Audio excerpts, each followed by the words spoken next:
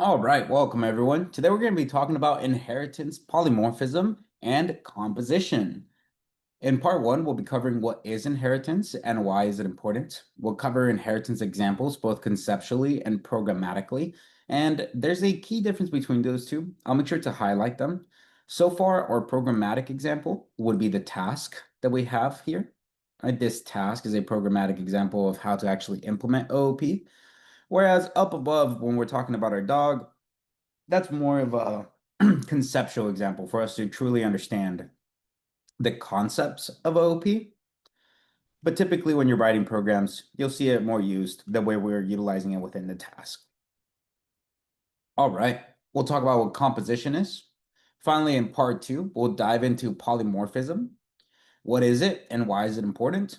And then we'll end our lecture talking about abstract methods. All right, at this point, does anyone have any questions over what will be covered today? Fantastic. I'm not seeing that we have any questions.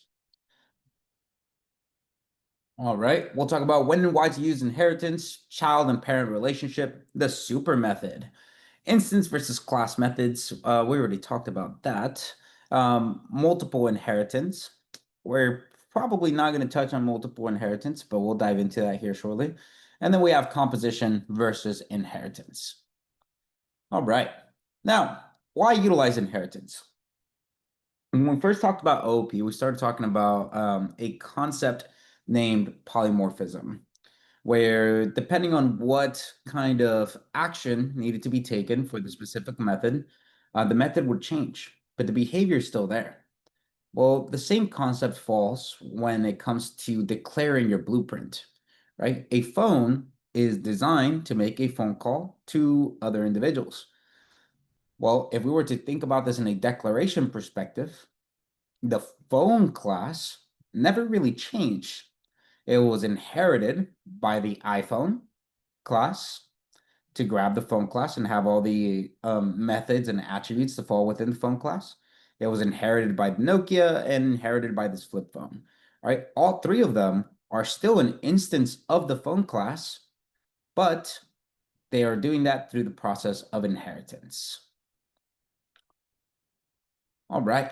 And then we have polymorphism. Well, we utilized this example earlier as well. We have Google Meets, we have Zoom, we have Skype. All of them are video meeting platforms, but they all have different requirements and different ways that they can function or work. Although their end state is the same, which is to provide us a platform where we can meet through video, all of their utilities are different and the way they operate are different. For example, currently all of our Zoom recordings are being uploaded to the Zoom cloud. If I were to hop on Google Meets or Skype, I may have those settings differently set up so that when my call ends, all of our recordings come into my machine. All right, so a couple of things to consider there. Polymorphism is available. We have methods that are being inherited, but they can just change. All right. Does anyone have any questions about that?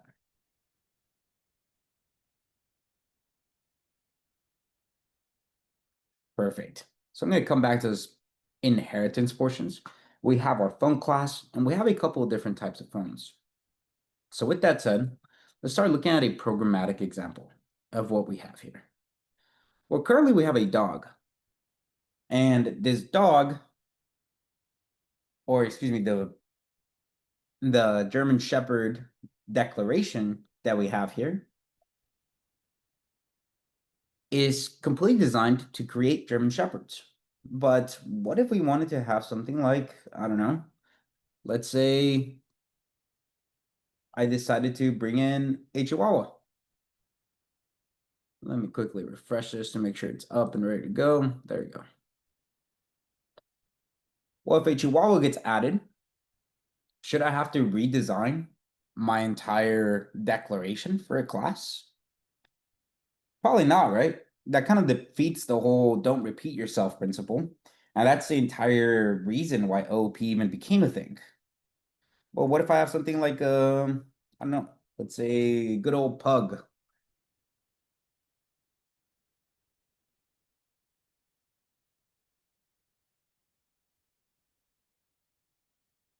Well, the pug also shares some attributes and some information that our German Shepherd dog may not have. So let's start kind of refactoring our code a little bit. We're going to go over to our dog pound. Currently, we have our dog, and I'm going to go ahead and change directories here into the dog pound. And I'm actually going to make a different file named dog types.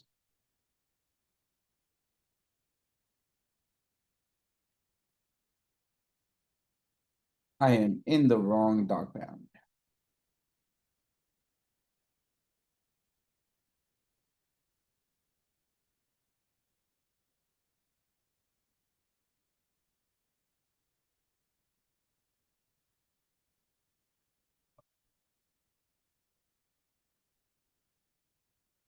I apologize. I'm trying to make sure that I'm in the right spot. It looks like I am. But my file's not showing up here. Jesus. What is going on here?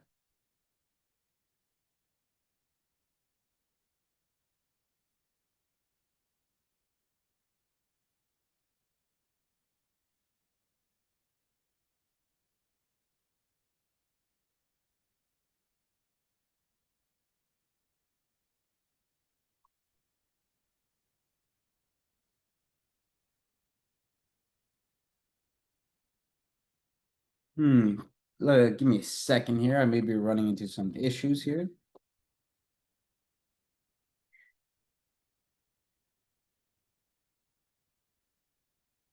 It might be better to do it this way anyway, so we don't have too much noise. All right. So here are my dog types. I still have my class of dog, which is our German Shepherd. And now I don't necessarily want my German Shepherd dog to fall in here, right? Instead, I'm going to make a class named German Shepherd dog.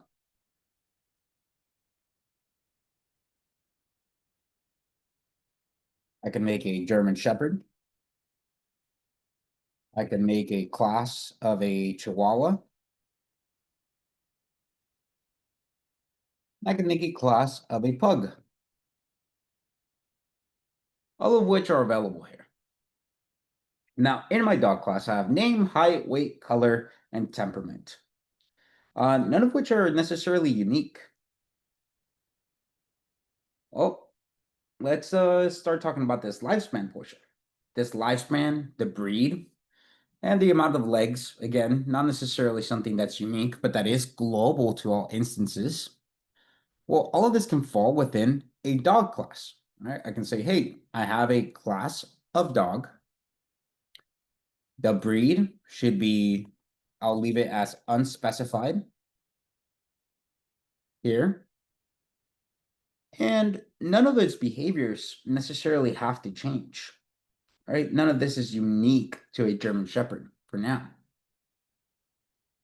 Well, as I'm creating my dogs, I can inherit from the dog class. You can say from dogs,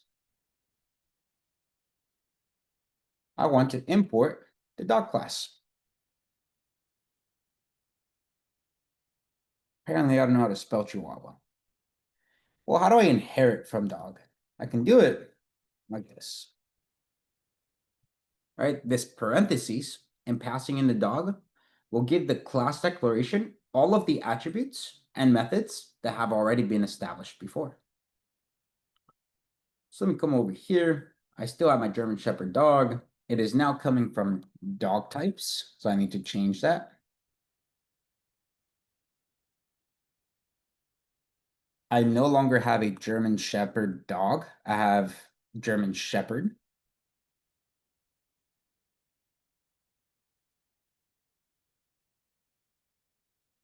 And you can see all my code is still able to execute. All right, well, let's make sure that it actually does execute. All right, all of my dogs are here. They can pass. I'm going to run Python main.py. You can see that when I print the lifespan, it's giving me 13 for all of them. Well, lifespan's not necessarily the same for every single type of dog, but it is something that I would like all of our classes to have. All right, so I'll set it to 0 for now. Okay, well, when I go to declare my class of a German Shepherd, I may have something like, I want its breed to be set to German Shepherd. And I can have something like specifying the lifespan of a German Shepherd is around 13 years. I can take the same information. Here, what I have is a Chihuahua, which I apologize for not knowing how to spell it. Oh, looks like I spelled it right that time. There you go. That'll do it. Or its lifespan may be around 20 years. And then finally, we have our pug, which I have no idea what a pug's lifespan may be. But assuming that they are a smaller dog with breathing issues, I'm going to go with 15 years. All right. Well, now if I go to execute my class, we can see that everything inside of my class is still being executed, right? There's nothing necessarily differently specified here. Let's say I want to import German Shepherd. Let's import a pug. And we'll just work with the German Shepherd and a pug for now.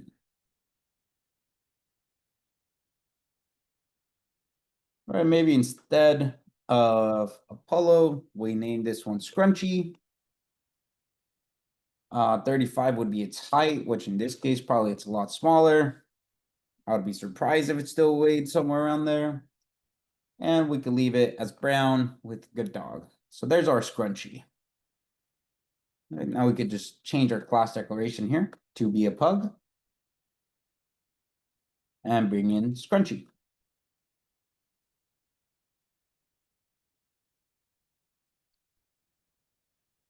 Now, if I go to print Apollo.breed,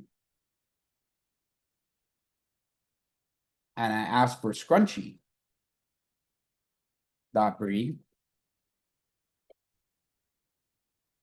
you'll see that when I execute this, I get German Shepherd and Pug.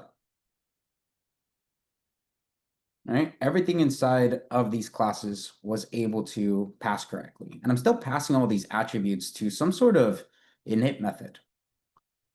But if I take a look at my dog types, there is no init method, right? Well, let me see what happens if I try to grab the name of these two dogs that I've created. Well, if I try to grab the name of these two dogs that I've created, you can see that everything has been placed appropriately, right? So Apollo is now the name. And even though I never specified this name property, if I go over to my dogs, the name property exists here. So it's utilizing all of the attributes in the init method that I created within my dog to be able to process this information. Now, let's say that I have unique information for each one of them, right? I want to initialize everything in a unique manner. And actually, before I move on and start talking about the super method, because the super method can get a little confusing, I want to make sure that everyone understands what just happened here. So does anyone have any questions over how I inherited the dog class into these other three declarations, such as German Shepherd, Chihuahua, Pug, and how all of these attributes, properties that I'm passing in get set as instance level attributes for Apollo and Scrunchy?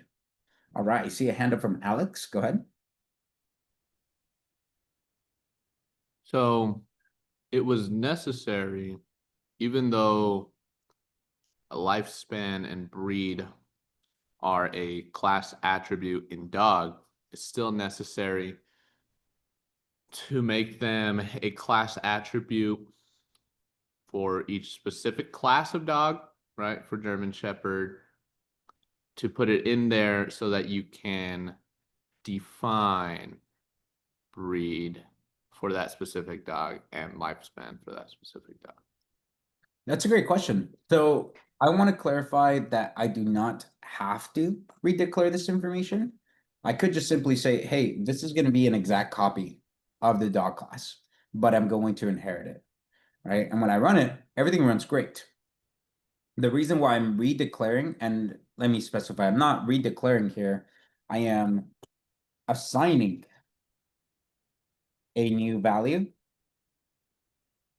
to the class level attribute of breed. All right. So when I come over here to dogs, if I try to look at something like breed, what I should see is German Shepherd, and then I should see unspecified or unassigned. Interesting. Did I do it to the wrong dog? I did do it to the wrong dog.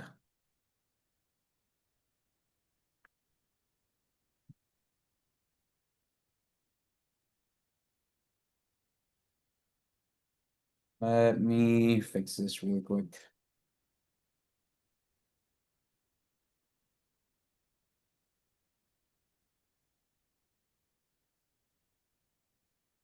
All right, so I see German Shepherd and unspecified. And this unspecified is coming from here in line 4. Does that answer your question, Alex? It does. Thank you. Of course. All right, Tom?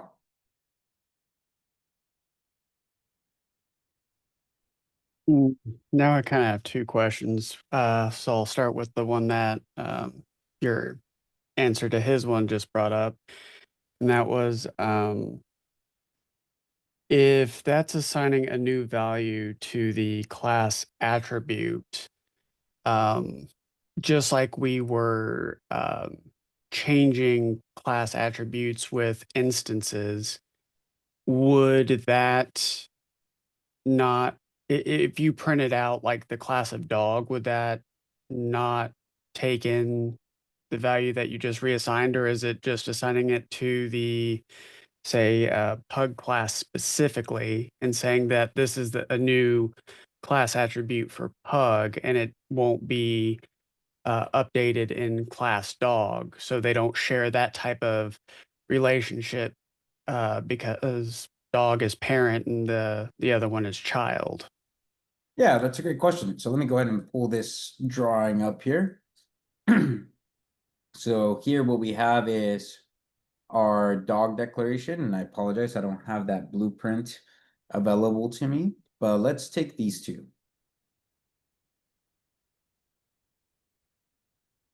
All right, we have our pug and our chihuahua. Well, we created a dog class, and within that dog class, sorry, not within it, we also created a chihuahua class,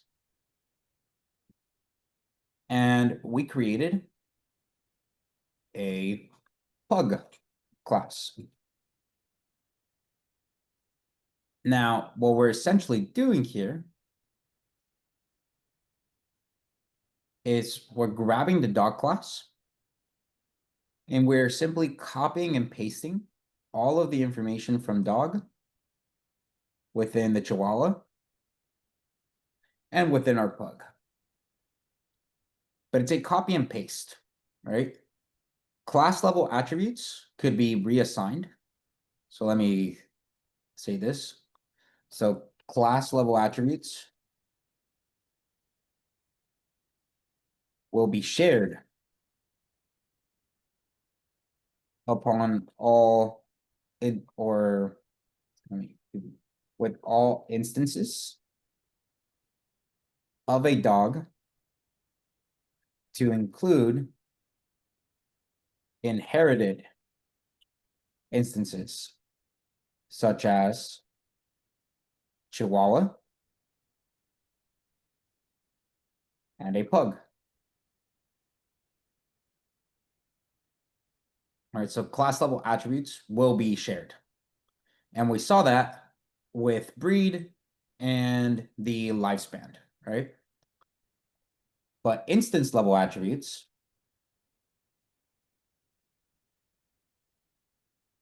will remain unique to each instance. And let me change this to parent class level attributes will be shared. Children class level attributes will be shared with all instances of a pug and or chihuahua. All right. So if I were to take a look at that programmatically, or excuse me, let me just go ahead and move this around because now all my screens are a little messed up. If I come over to dog types, well, German Shepherd dog has a breed and a life, or excuse me, dog and German Shepherd dog have breed and lifespan, right? That's shared between them. But let's say our pug now has something called breathing problems.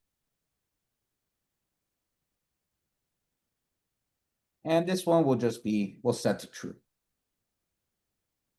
Well, let's take a look at some information that we can execute here. If I go to print German Shepherd dog dot breed, and I go to print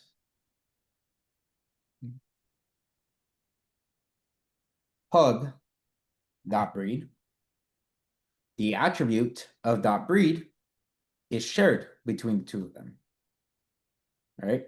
Because that is coming in from the dog class. I can print dog dot breed, and all of them will share the attribute of breed. Right? German Shepherd dog and pug inherit that from the dog class. Well, what about breathing problems? Right? Because breathing problems is a class level attribute that belongs to pug. Well, if I come here and I check for breathing problems, and I try to check here for breathing problems, and I try to check up above again for breathing problems,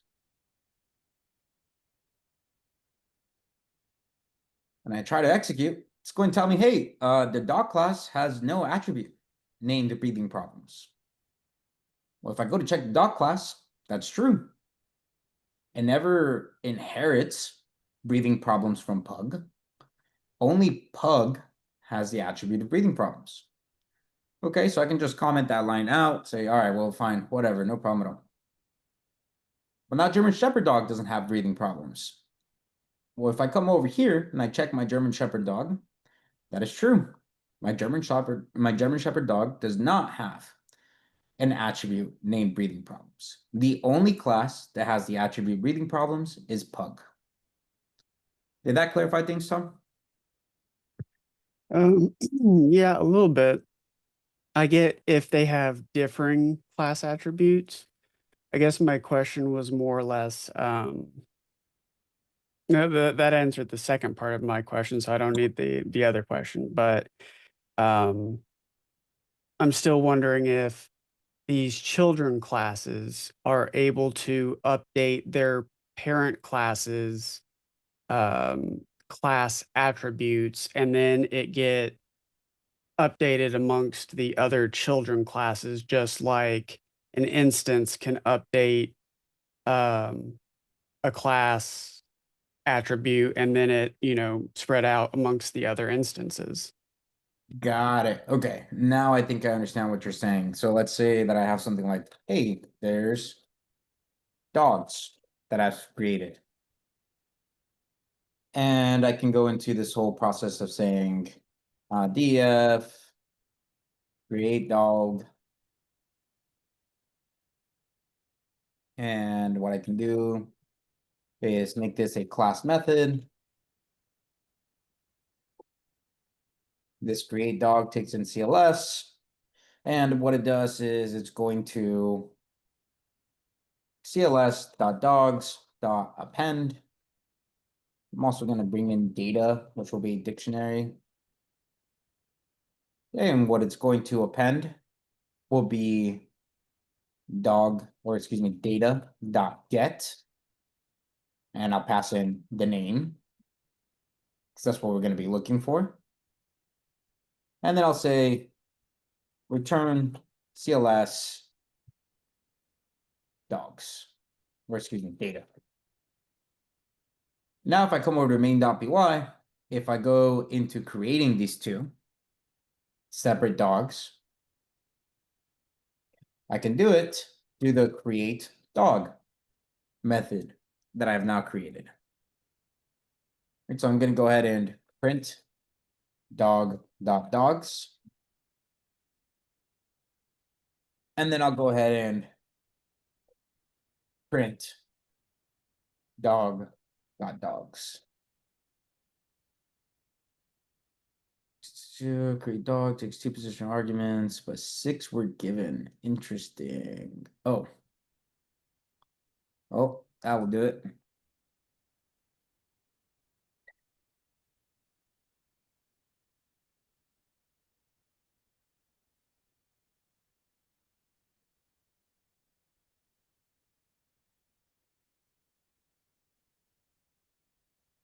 Apologize, I have to do a little bit of code changing here or refactoring. Well, let me do temperament.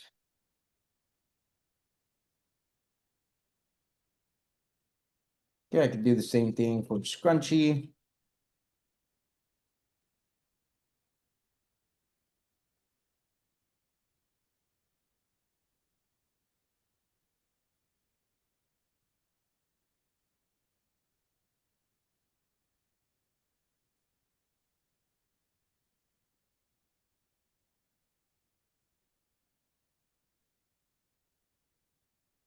This is a really long way to answer your question. The short answer is yes, and we can see it being implemented here. So first, when we print dogs.dogs, which is an attribute that belongs to the dog class of a list, we can see it as an empty list. And as dogs are being created through this create dog method, we are appending that name to all of the dogs that have been created. All right, so if I go to main.py, their original print statement says, hey, there's no dogs that have been created. Nowhere did I create an instance of the dog class. I created an instance of the pug class, and I created an instance of the German Shepherd class. And both of those interacted with the inherited value, class level attribute, excuse me, of dogs, and changed the original value, right? Where it was an empty list before. Now it has both of those names of Scrunchy and Apollo. Did that answer your question, Tom? Yep. All right, go ahead, Sam.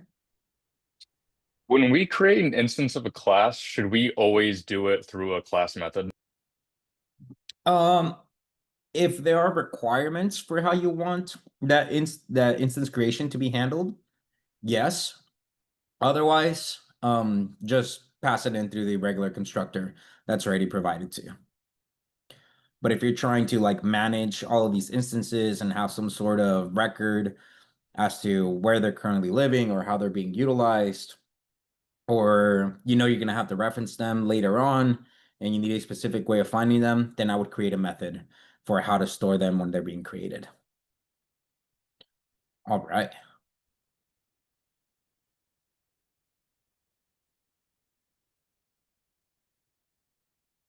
Okay, perfect. So it looks like there are no other questions in regards to this point. So let's start talking about the concept of super methods. All right. Well, everything in the doc class we've already interacted with. We know how that works. I'm actually going to bring these two down below here so that we're not getting too much of this white noise from up above. Now, when it comes to the doc class, we can see how easily it is to set a new class level attribute there. That would be unique to only the pug. But what about instance level attributes? Right? How could I pass in an instance level attribute that may be unique to a German Shepherd? Well, let's say this. I can say, hey, here I have the init method, and I pass in self, because we know that that's going to be the keyword argument every single time when I go into creating any method. Well, let me see. So let me see what happens to my German Shepherd class now. All right, so here's my German Shepherd class on the right-hand side. Gonna go ahead and format that a little bit better so that it's easily readable. And here's my German Shepherd class declaration. So here's my instance, which is a Polo, and here's my class declaration. When I execute it, I'm getting a little bit of an error here. Now it's telling me that when I pass it through the init method, I get an unexpected keyword argument of name. Well, according to the dog class, there is a name, height, weight, color. So why could I be getting this error?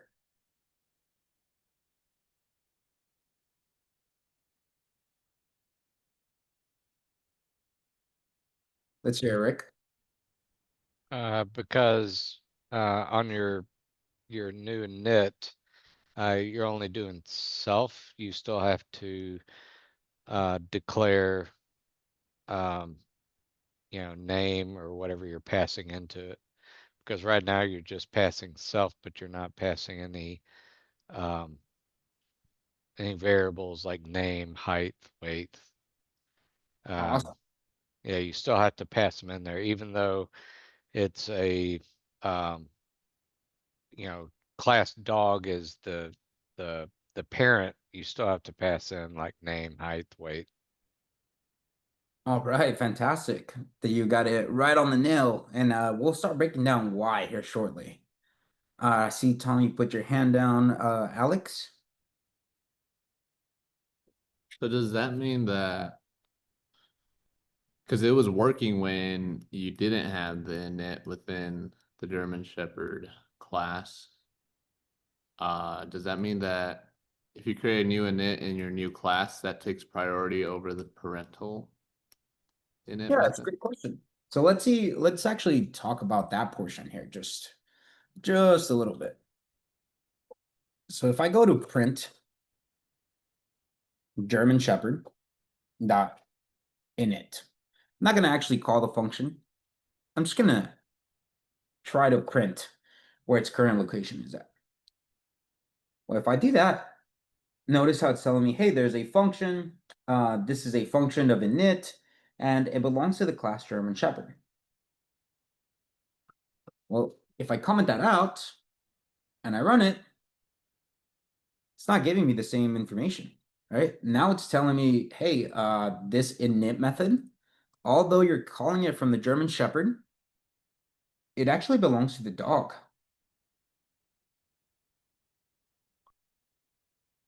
So the moment that I start writing and using the same naming convention as init, well, what I'm actually doing is I'm overwriting the previous method.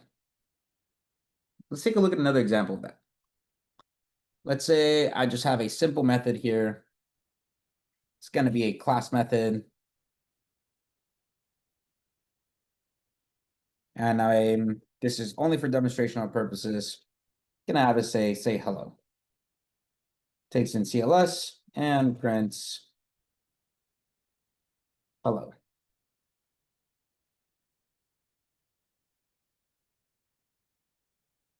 If I come down here, it's a German Shepherd dot say hello. And when I execute my script, we can see it say hello.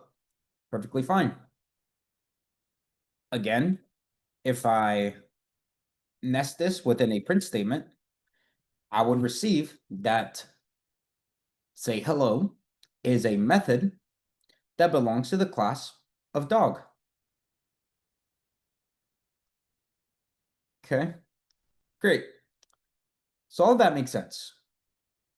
Now, if I come over to dog types and I say that I want there to be a class method named say hello.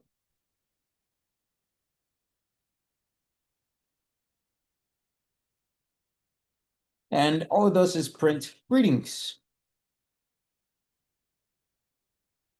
Well, now when I execute my script, I expect it to say, hey, this is a method that comes in from the German Shepherd class. Notice that the class type is of dog types, German Shepherd, whereas up above, it was coming in from the dog class. And if I actually go into calling this method, instead of saying hello, it's actually going to say greetings. So this is polymorphism, right? The same exact behavior is being passed. I'm just changing what the end state is. Does that answer your question, Alex? Sure does. All right, great. Okay, so now that we understand a little bit about polymorphism, we understand what's happening with that init method. I'm essentially overriding what the previous init method was. All right, if I bring back Apollo and I try to pass it in to this German Shepherd dog, it's going to throw an error. It's going to say, hey, this doesn't work anymore. Because the init method doesn't take in name, it doesn't take in, we can see here, our init method is not taking in name, it's not taking in height, etc., etc. Well, what's the answer here? Because I do want the same exact attributes. Eventually I want to add something new. So is the answer just to copy and paste my previous init method? Let's check that out and see what that does. Well, if I run that, it's not returning an error. Let me go ahead and print Apollo.name just to make sure that that worked. Yeah, I execute it and I'm getting Apollo. So maybe that is the answer. Maybe the answer is to just copy and paste my init method. Well, okay, go ahead, Arno. You're muted if you're speaking. All right, so do we just make a default for the other parameters? Okay, I can make a default for the other parameters. Yeah, absolutely. But in the end, I want to just, what's the whole point of utilizing inheritance if when I inherit, I'm copying and pasting information, right? Doesn't necessarily make sense to me. Go ahead, Rick. I was just gonna say, this is where you would probably come in and say, like, German Shepherd has hip problems or something. Then you could add a and it'll override the parent, but you can add initial or extra um, extra whatever word I'm looking for, extra variables into the German Shepherd or whatever, class. If you're going to make a German Shepherd class, you could add a couple extra variables. Yeah, absolutely. Eventually I'll have to add, or eventually I do want to add a couple of different attributes. But as of right now, what I'm seeing here is a problem. And I would like to reference it as a problem, is that I'm repeating myself. And the entire purpose of OP is to help you enforce the don't repeat yourself principle. So this doesn't make any sense. There's got to be a more effective way of passing all these attributes to the proper init method. Well, that's where the super keyword comes in. I can say super dot init. And here I can pass in the name, height. I can pass in the weight, pass in color, and pass in temperament. Right, there's a little bit of repeated code. We could later fix this if you're interested in finding out how this works and you want to make your code more elegant.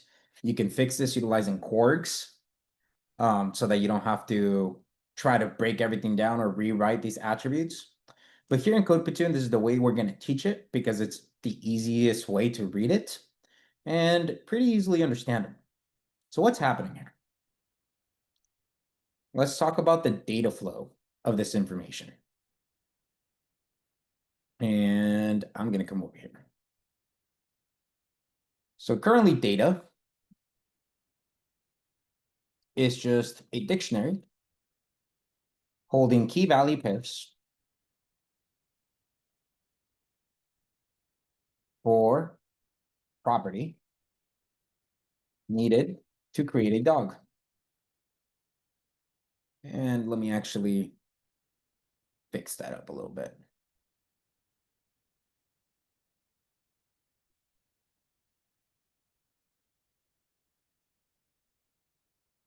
Okay, so this is what data is.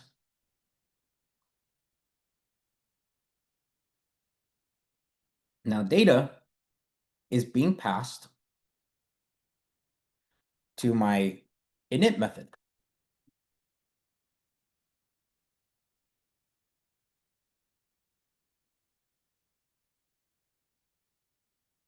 Where my init method has a positional key for every property needed to create an instance of a German Shepherd dog.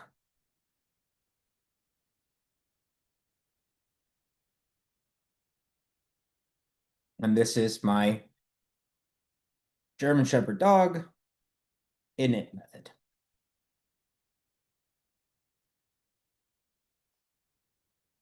Now, because I'm utilizing inheritance, I need to pass that down to the dog's init method, where the init method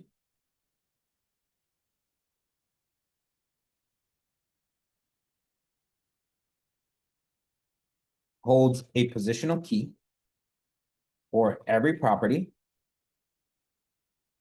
needed to create an instance of a dog.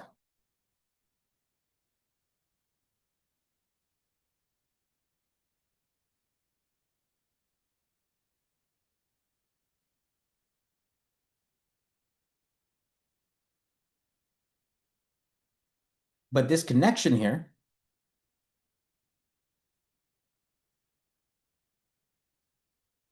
that is happening between data to the GSD, we see that pretty clearly.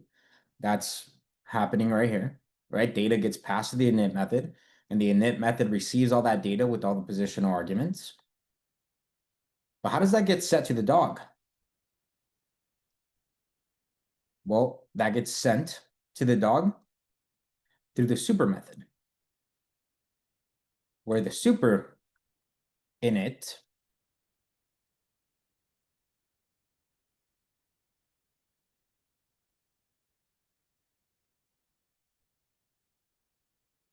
passes all positional arguments, or excuse me, all properties needed to create an instance of the parent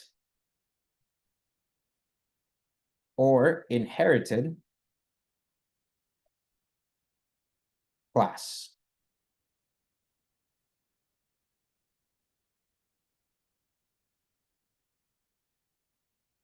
So that gets passed down to the init method, and that gets passed down to the dog.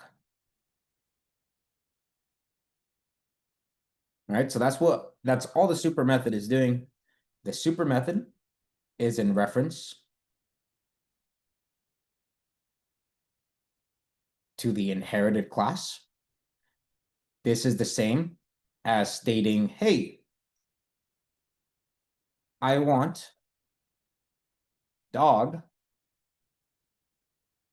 initializer to take in name, height, weight, color, and temperament.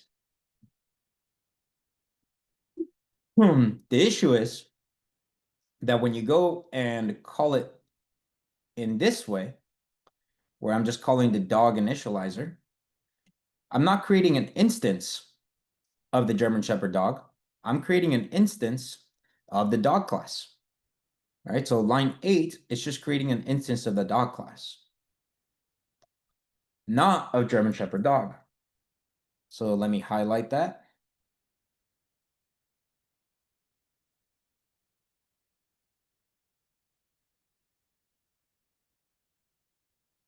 create an instance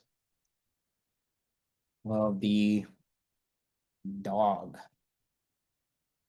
class, which is not what we want. So by utilizing the super method, what we're doing is creating an instance of a German Shepherd dog by leveraging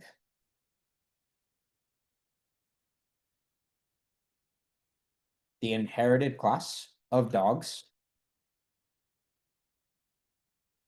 init method.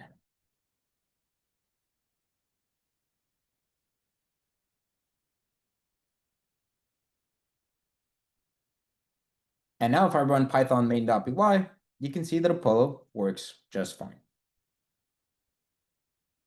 All right, let me go ahead and change this up here. If I go to dog types, and let's say I do it this way, and I try to execute that code, I get an error because now when I'm trying to call the init method,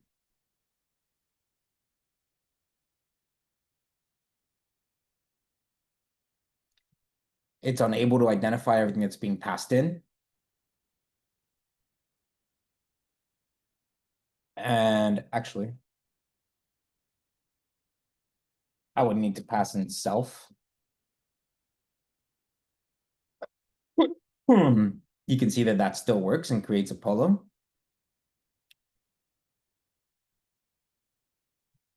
But the super method is what actually initializes our Apollo German Shepherd dog correctly. All right, does anyone have any questions regarding the super method? Let's hear it, Arnold. So is this the way that we could also access the parent classes, other methods from the child class, You can, yes. I wouldn't do it that way because you could access any method now. For example, if I wanted to say, oh man, what happened to that? I probably deleted it. Let me go ahead and add this real quick. If I have the class method of say hello, and all it does is print hello, I could technically call it here. I could say, hey, I want super, and then try to say hello, but you can see that that's already giving me some errors. So this super here is in reference to the class. It's specifically for initializing the class, right? If I wanted to reference something that has already been declared in the class, I can just call the literal dog class and go into say hello. So now when I initialize it, I can see that hello is being triggered for every dog. Did that answer your question, Arnold?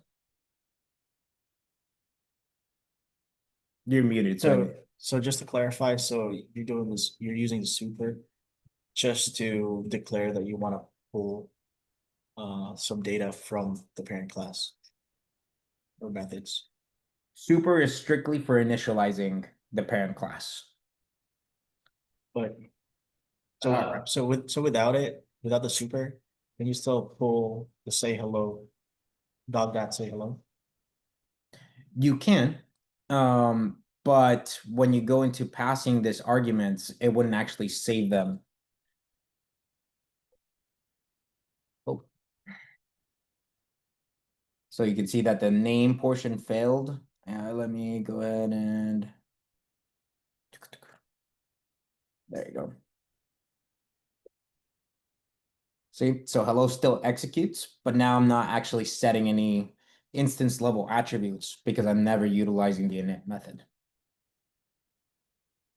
All right. Yeah, no problem. Tom?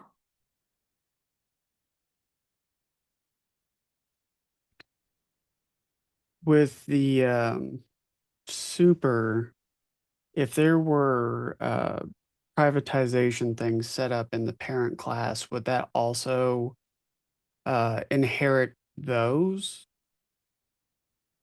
It does, yes. So as we saw here, we are referencing the name.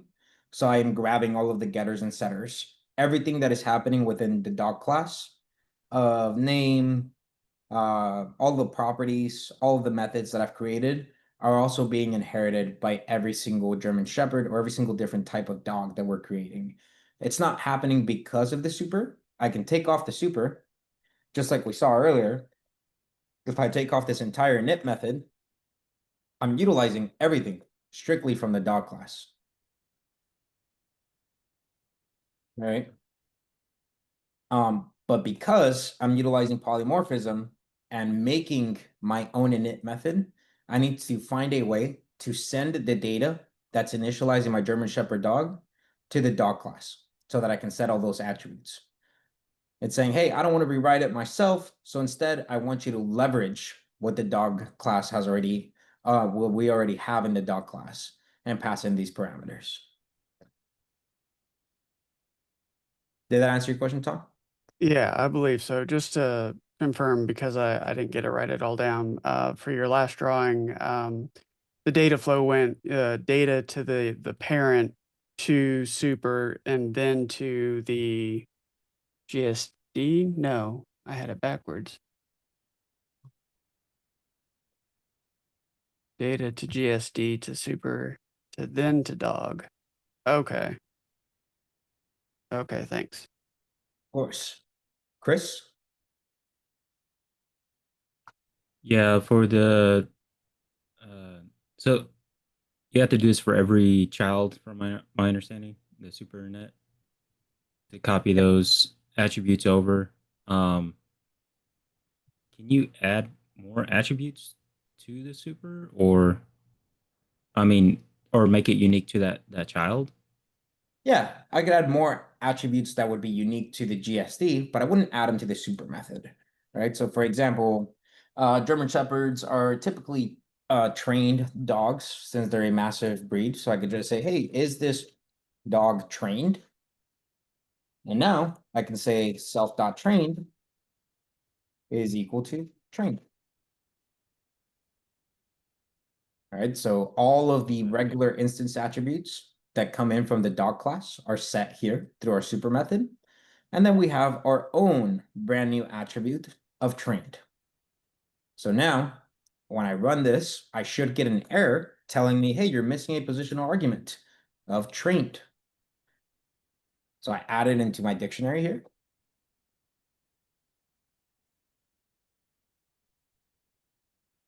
Say it's true. You can see that Apollo is printing now. And if I go to print Apollo.trained, we can actually see true for Apollo. Whereas if I was to bring in my pug from earlier, my pug would still work because I'm not changing anything about its init method, right? I'm not utilizing polymorphism there, so I'm not changing that information.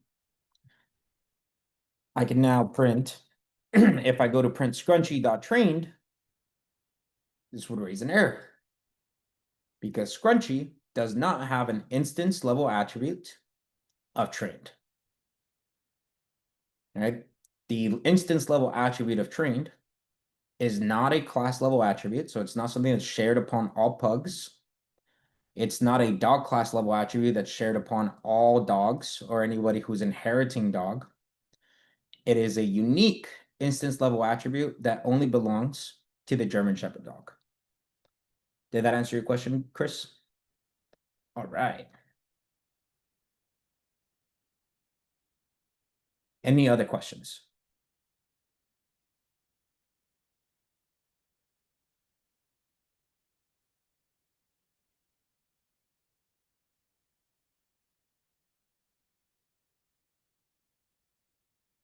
All right, I'm not seeing any other questions. Let me make sure that everything that we needed for the first portion has been covered here. Okay, we talked about inheritance, we talked about super. All right. we'll go ahead and stop here. The next thing we're going to be covering will be composition, and then we'll do a little bit more reinforcement on polymorphism. Let me go ahead and stop our recording.